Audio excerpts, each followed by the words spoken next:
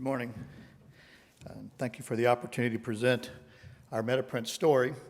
My name is Dan Myers. I'm the CEO of MediPrint Ophthalmics. We're based in San Diego, California, and we're focused on treating ocular conditions and diseases of the eye with our proprietary MediPrint technology. I think we check a lot of boxes for a startup that's only been around for a little over a year and a half now as MediPrint Ophthalmics. A large unmet need that you'll see in just a moment. We have an established pipeline. This is not a one-shot opportunity. We've just completed our FDA-mandated phase 2 trial, which I could go into some other time, not today. I put together a team. I'll give a little bit of my background later, but we think we got a strong execution team. We completed our seed round, I should say, early this year. A global ophthalmic pharmaceutical company led that deal, so we think we've had a strong validation in our early round of financing.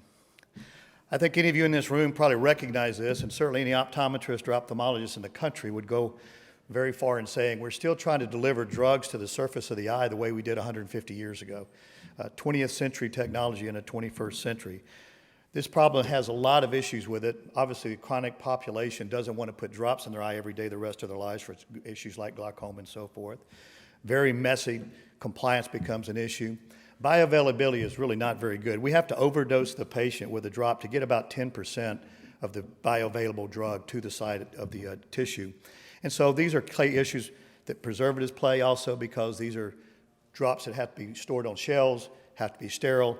Preservatives over time can have toxic effect to the cornea and certainly irritation to the patient.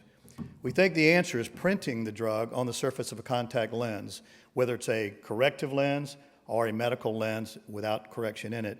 Clearly, this takes the compliance issue of topical drops away. The patient is getting dosed 24/7, day and night, regardless of what their lifestyle is or their compliance mentality is.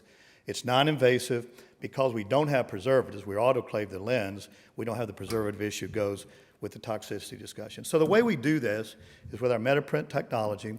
If you look at pane number 1 there, we take an FDA-approved drug, and our technology is really agnostic. We can print virtually any drug on the surface of the lens. We use an FDA-approved hydrogel lens, which can be used anywhere from 1 day or up to 7 days, depending on the chronicity of the disease and how you want the dosing to be. This allows us to go through a 505(b)(2) pathway, which of course is much more economical, much lower risk to approval, and a much faster time frame. The real secret sauce, and where all of our IP resides, and we have over 18 patents globally, is in panes 2 and 3. So rather than take the powder that is typical of the compound and put it into a drop form or a liquid where you're going to have to balance the pH, put in preservative, buffers, etc., we take the compound and we then make it into a digitally printable ink. And if you can imagine, we print layers of ink of this drug with certain barriers depending on how long you want the drug to last. If you want a drug to last 7 days, obviously there are more barrier layers. If you want it to last 2 days or 1 day, then you don't have as much. So think about this as printing layers of drugs and barriers on top of the lens. 4 and 5 is not proprietary, but that's what I think makes this so interesting for potential strategic partners. The entire process to print our MediPrint process is about 12 feet of linear space on a high-speed production line. That can be dropped right into the millions of lenses that people that are in the contact lens business would use. So we can migrate right into high-speed contact lens manufacturing with a very simple drop, plug-and-play operation. The real key, and what makes us so uniquely different than anyone else working in this area, is the farthest pane to the right on my slide with the check mark. We print on the periphery of the lens. So think of it like the donut around the edge of the lens. And that's important because all the visual correction of the lenses are in what's called the optical zone, the center 4 or 5 millimeters. And as you can see, we don't interfere in any way with the visual correction aspect of the disease, of the lens. So you can imagine a sweet spot is a patient, baby boomer, who's developed glaucoma at age 50, 55. They've been wearing their lenses for 10, 15, 20 years. They no longer have to take the lens out, put drops in every night, except for the rest of their lives. We simply print the drug on the same lens they're using to see in their daily way of life. Value proposition is pretty obvious, I think, for the patient. Complete compliance regardless of their lifestyle. The payers are really neutral in this case. We've priced in our revenue models equal to what topical drops cost, so there's not really a give or take with the payer, which we think is important. But again, satisfied patients, better compliance could mean better outcomes for the payer. The real win is for the eye care professional and specifically the optometrist. This is probably more marketed to the optometrists. They're used to fitting contact lenses. They like to fit lenses, and they make, quite frankly, money fitting lenses. They've never made any money prescribing drops that goes to the pharmacist. The drug companies make the money, the pharmacist makes the money, the managed care plan makes the money. The doctors don't make anything.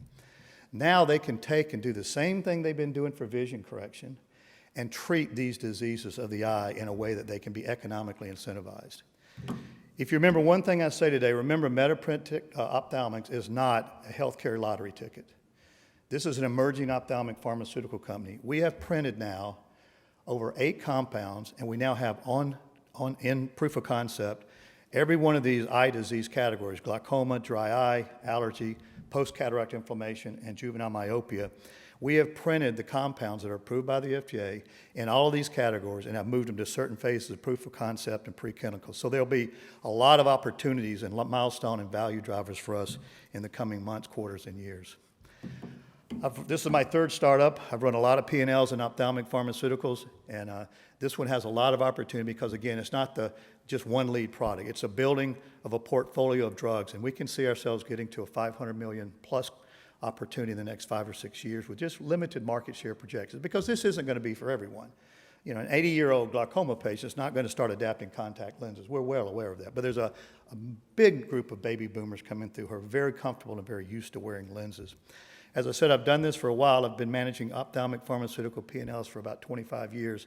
And I can assure you, when you look at our cost of goods, the revenue projections, and the average selling price we think we can get in the marketplace, this has very much the typical pharma margins that you would expect from a pharma company.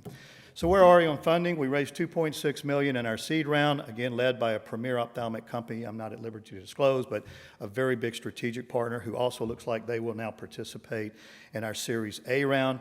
The ask is somewhere between 5 and 10, and the reason for that range is, as we've talked to syndicates and groups, whether we're going to fund through the final 2B trial or whether we're going to fund into our phase 3 is some of the terms that we're discussing now. So we'll be raising somewhere in between there, closing by the end of the summer. The use of funds is where you might expect. The clinical trials, we're ramping up more and more RD personnel.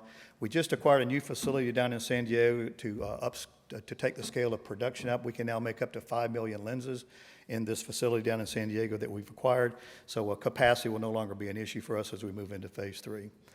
Been a good space in the last 5 years for those who come in early. You can see some of the M&A valuations, some of the IPOs that have been done, some really nice opportunities for exit.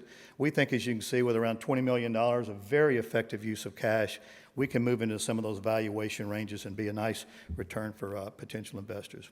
I've been in this industry 39 years, so that gray hair gives you some advantages to knowing a lot of people. And I think I've pulled together quite a good team. I won't go into all the people's backgrounds, of course, but we have about 150 years of either optometric experience on that slide there. And I think we know a good one when we see it, and I think we know how to do things the right way. So we've got an exciting time ahead of us. It's been a very busy year, my first year as CEO since last spring. We think we've accomplished a lot, and we look forward to talking to some of you in the future. Thank you.